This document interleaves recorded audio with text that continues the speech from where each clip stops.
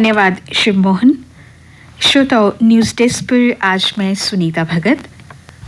तो मुख्य समाचार इस तरह से हैं। जेएनके डिलिमिटेशन कमीशन को लेकर आज कई समाचार पत्रों ने इसे अपना पहला बड़ा समाचार बनाया है। पत्र लिखते हैं, डिलिमिटेशन कमीशन आज कल में सौंप सकता है अंतरिम रिपोर्ट। रिपोर्ट को आपत्तियों और सुझाव के लिए सार्वजनिक किया जा सकता है। प्रदेश में कमीशन की प्रक्रिया पूरे होने के बाद विधानसभा चुनाव के लिए रास्ता तैयार होगा। आज दूसरा बड़ा समाचार क्रिप्टो करेंसी को लेकर समाचार पत्रों ने प्रकाशित किया है। पत्र लिखते हैं, क्रिप्टो करेंसी वैध मुद्रा नहीं है, सिर्फ रिजर्व बैंक ऑफ इंडिया की ओर से जारी डिजिटल रुपी ही वैध मुद्रा होगी। सरकार अपना डिजिटल रुपी लाने जा रही है जो निवेश के लिए पूर्ण रूप से सुरक्षित होगा।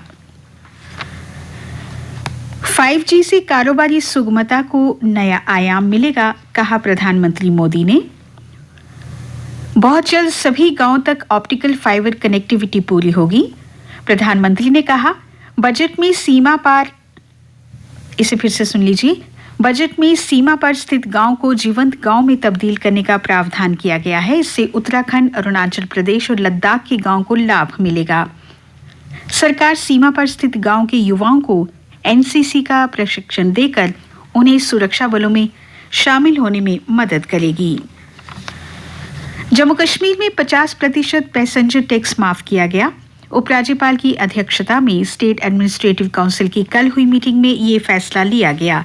सरकार ने ये छूट 1 अप्रैल 2020 से 31 मार्च 2021 तक दी है। एडमिनिस्ट्रेटिव काउंसिल की मीटिंग में एक और बड़ा फैसला लिया गया। श्रीनगर और बड़गांव में कॉलोनियां बनेंगी। इसके लिए 2318 कनाल जमीन के ट्रांसफर करने को भी मंजूरी दी गई।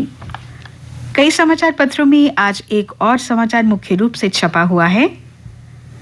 शोपियां में पुलिस के एएसआई शब्बीर अहमद पर गोलियां दागने वाले हिजबुल आतंकी को सुरक्षा बलों ने 24 घंटे के अंदर मुठभेड़ में मार गिराया।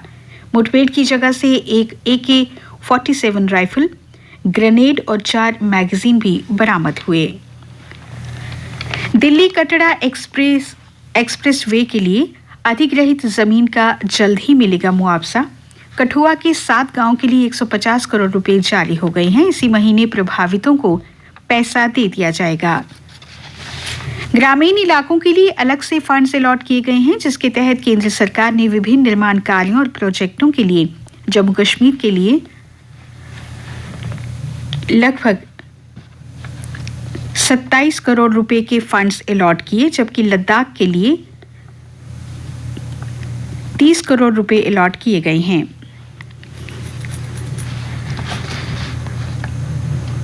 फर्जी खबरों से ना बिगाड़ें भारत की छवि। ट्विटर, गूगल और फेसबुक को केंद्र सरकार की फटकार। अधिकारियों ने एक बैठक में इन कंपनियों को खरी खरी सुनाते हुए फर्जी खबरों पर सख्त नीति अपनाने की नसीहत दी। बॉर्डर बटालियन भर्ती के अभ्यर्थियों ने रिटन टेस्ट करवाने के लिए विक्रम चौक पर 11 से 12 बजे तक कल चक्का जाम किया। धक्का मुक्की में कई घायल हुए। 50 से ज्यादा अभ्यर्थियों को हिरासत में लिया गया। यातायात प्रभावित होने से लोगों को करना पड़ा समस्याओं का सामना। कुछ अन्य समाचार। जल शक्ति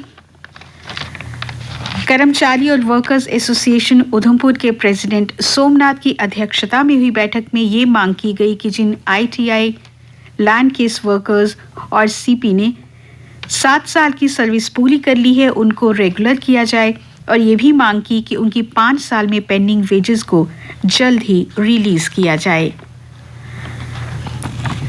पिछले कल जम्मू कश्मीर में 2304 नए कोरोना के मामले सामने आए हैं और 9 लोगों की मृत्यु हुई है।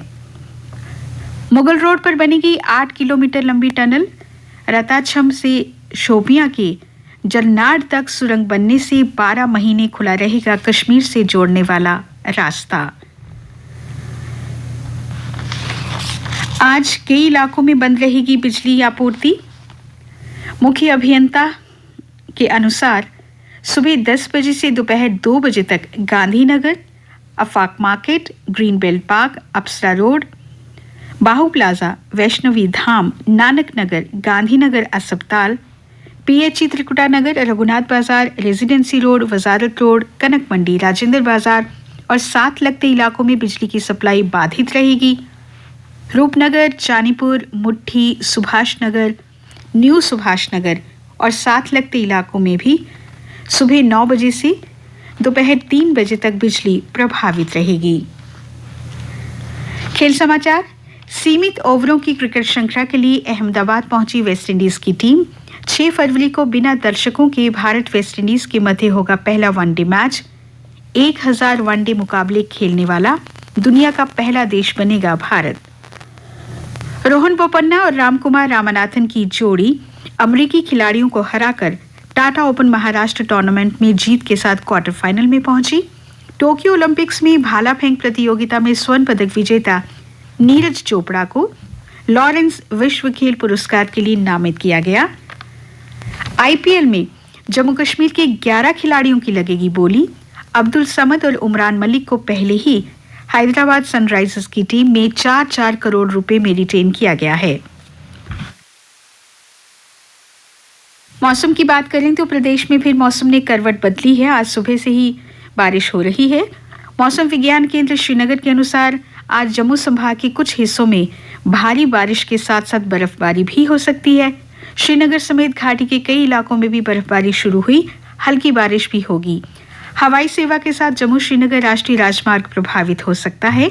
4 और 6 फरवरी को भी मौसम खराब हो सकता है। तापमान कल का अधिकतम रहा 16.3 डिग्री सेल्सियस, न्यूनतम 7.1 डिग्री सेल्सियस। सूर्यास्त आज शाम 6:06 पर, सूर्योदय कल होगा 7:24 पर।